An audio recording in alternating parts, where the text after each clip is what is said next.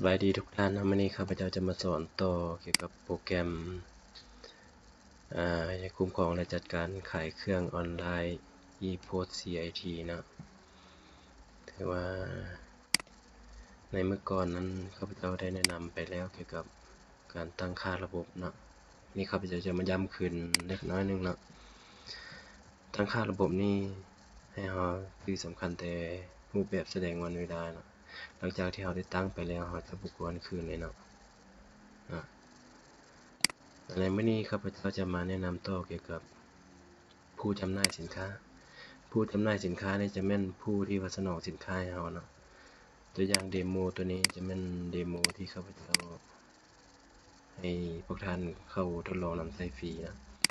ตัวนี้จะเป็นเดโมเกี่ยวกับร้านขายเครื่องเสื้อผ้านะ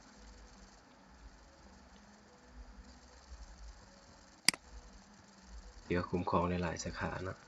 ตัวอย่างนะขับเคลื่อนไปด้านหลังดังนั้นเราจะมาเบิ่งผู้จำหน่ายสินค้าเนาะตัวอย่างข้าพเจ้ามีอยู่นี่2คนแล้วผู้จำหน่ายนะคืออาลีสังเจียงเนาะตัวอย่างมานะอันนี้เป็นตัวอย่างสินะ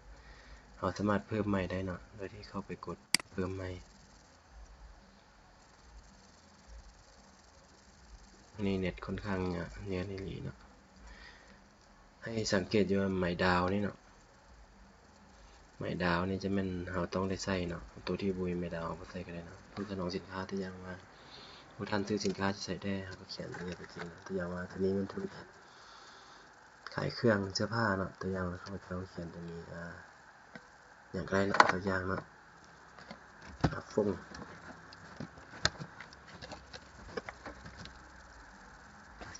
ก็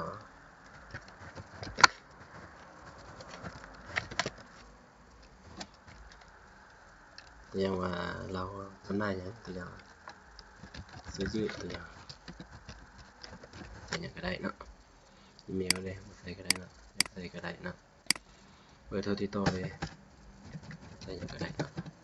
แฟกเลยที่อยู่ตลาดสั่งเพียงนะก็กดแอปได้ว่าสำเร็จนะกลับไปเบิ่งนะอาจจะได้อีกคู่นึงขึ้นมาเนาะคือเอาฟงสังเจียงเสื้อจืดงามเนาะแต่ว่านั้นเป็นผู้จำหน่ายสินค้าเนาะความหมายว่าเราสร้างก้อนนี้เพื่ออย่างเพื่อว่าเวลาเราไปจัดการสินค้านี่จัดการสั่งซื้อสินค้านี่ให้เรามีปลายทางให้เราสั่งซื้อจากจุดนี้ได้แล้วเนาะในบทต่อไปครับเราจะแนะนำเพิ่มเกี่ยวกับจำพวกนี้เนาะและนั้นเป็นผู้จำหน่ายสินค้าและอันที่2จะมาเบิ่งรูปแบบการชำระนะที่ว่าข้าพเจ้ายังบ่ทันได้แนะน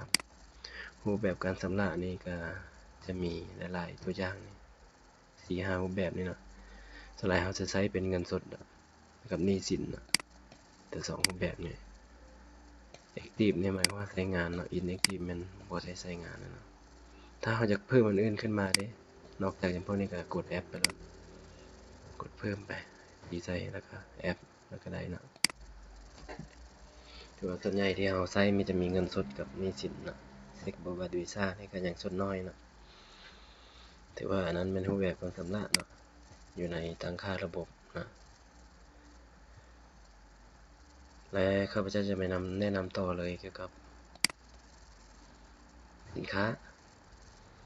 ถือว่าเรามีผู้สนองแล้วบัดนี้เราจะมีสินค้าอยู่ในระบบเด้เราต้องมีประเภทก่อนประเภทสินค้านี้ใช้เพื่อเก็บสินค้าออกเป็นหมวดเป็นหมู่ตัวอย่างประเภทเสื้อกันลมเสื้อสุภาพเสื้อยืดเสื้อในทรงขายาวทรงในอย่างต่างๆแต่ละประเภทนะให้พวกท่านนั้นไปแยกออกละเอียดว่าเราจะควรเฮ็ดแบบใดเนาะเวลาเราไปเฮ็ดให้กับร้านค้าตัวเองเนาะเราต้องได้แยกประเภทนี้ว่าประเภทนี้เพื่อว่าไปจัดสินค้านี้ออกเป็นกลุ่มเป็นหมู่ให้มันละเอียดนั่นแหละเนาะเราก็ไปเบิ่งเนาะรายการสินค้าเบิ่งนี่มันจะมีนะเสื้อยืดโคฟ้าอย่างประเภทเสื้อยืดเนี่ยราคา 35,000 กีบราคาขายมา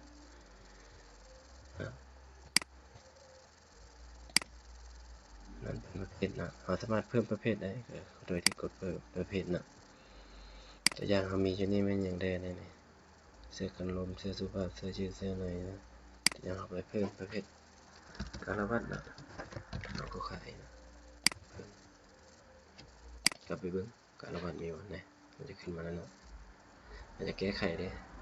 ไว้กาลวัตเราบ่ใช้บ่ขายแล้วเนาะจะเปลี่ยนไปเป็นอื่นบ่ก็ได้แต่ว่าดีแท้ถ้ามันเพิ่มใหม่โดดบ่จำเป็นเลยเนาะฐานข้อมูลเล็กๆน้อยๆอันนั้นมันประเภทสินค้าแล้ววันนี้เรามาเบิ่งสินค้าอันนี้